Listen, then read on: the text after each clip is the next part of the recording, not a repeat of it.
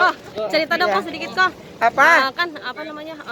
Ya. Si Onyo udah beranjak dewasa nih. Dah, sayang, makasih. 16 tahun, Ya. jalan 17. Katanya udah galau-galauan. Udah banyak, dia udah sering galau-galau katanya curhat sama bundanya. Iya, bukan galau, tapi ya kalau gue bilang rasa kekaguman, terus tiba-tiba ternyata orang itu udah punya pacar gitu. Ini jadi ya normal gitu.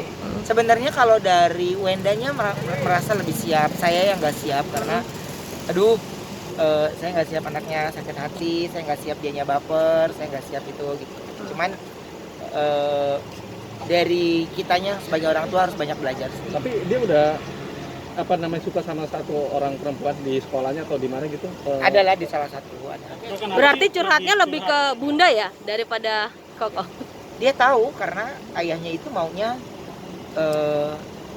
sekolah dulu, ini dulu. Tapi kan gini, itu kan jawaban pilihan kita ya. Anak juga punya kehidupannya gitu. Jadi mengenal dunia mereka, mengenal dunia anak-anak itu, saya dapat masukan dari istri saya, tidak boleh terlalu egois, harus dengarkan ini ya.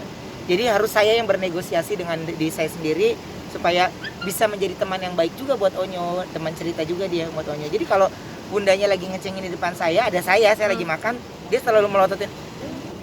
Saya belaga-belaga nggak ngelihat, karena saya tahu dia maksudnya dia adalah mungkin dia maunya dari dia langsung yang ngomong. Ya saya sih fokus aja sama karirnya dia, fokus aja sama kerjaannya dia gitu. Jadi ya saya bersyukur anak saya punya teman cerita yaitu bundanya. Tapi itu sampai bikin lagu lirik gitu. Bikin lirik lagu, terus juga udah dikasih ke apa labelnya, akhirnya labelnya minta dia sendiri yang nyanyiin, padahal saya maunya lagu itu dinyanyiin sama orang aja lah gitu. Alasannya kenapa? Alasannya kok?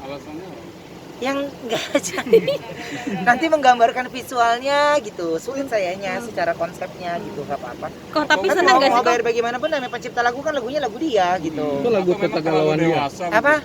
Bener lagu tentang kegalauan dia kok. Suasana sejujurnya aja. Jadi buat saya ya nggak apa-apa gitu, itu akan menjadi lagu dia yang berikutnya dengan ciptaan dia gitu. Emang kalau gue sering kok ketemu teman-teman di sini yang mereka pencipta lagu, mereka ini pasti mereka cerita ya, inspirasi mereka kadang-kadang dari pengalaman pribadi atau pengalaman temannya, pengalaman ini dari ini. Jadi ketika lagu ini keluar, dia nyanyikan di depan saya, dia kasih liriknya ini ada beberapa yang saya perbaikin. Ini cerita siapa? Nyo, ini ceritanya Om Indra gitu katanya. Rotnya, oh udah saya nggak gubris. Padahal Nggak gubris aja, saya pikir kan memang ya namanya dia sama tim kan kayak kita suka saling cerita gitu. Terus bundanya ketawa dari jauh, saya nggak ngeh maksudnya apa kan. Jadi maksudnya dia ada yang kalau ada orang yang ngetawain kita kan kita jadi ada yang salah nggak ya gitu. Oh ternyata ada yang salahnya, ada sesuatu dari lagu itu, tapi dalam waktu dekat ini juga belum saya keluarkan sih. Tapi bersyukur ya, artinya penyalurannya positif. Ya iya dong. Saya bersyukur penyalurannya Onyo untuk sebuah cerita tentang dirinya lewat nyanyian dia ciptakan sendiri. Dia bisa menceritakan semuanya, tidak ada yang dia tutupi itu ke bundanya gitu. Jadi saya senang dia tidak lebih banyak bercerita ke orang lain tapi ke keluarga. Tapi udah mulai terbuka nggak saat ini? Enggak, kalau ke saya enggak, dia tahu saya. Koko Kalau ke saya enggak, tapi itu saya bilang saya berbagi sama istri saya. Istri saya mengajarkan saya untuk tidak boleh menentang, tapi kita tidak boleh juga mengiyakan. Tapi bagaimana caranya itu ya istri saya yang ngajarin.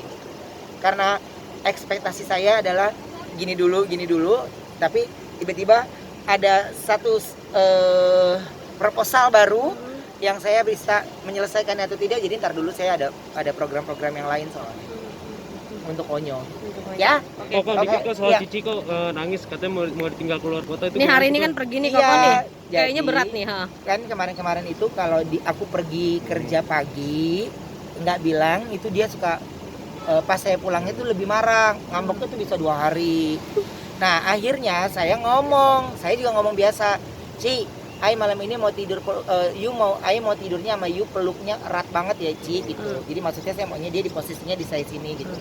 Terus karena besok Ai mau pergi ke Bandung, dia tiduran, gini wah, gua nggak tahu juga. Terus aku cerita ke istriku, kata istriku ya dia udah ngerti.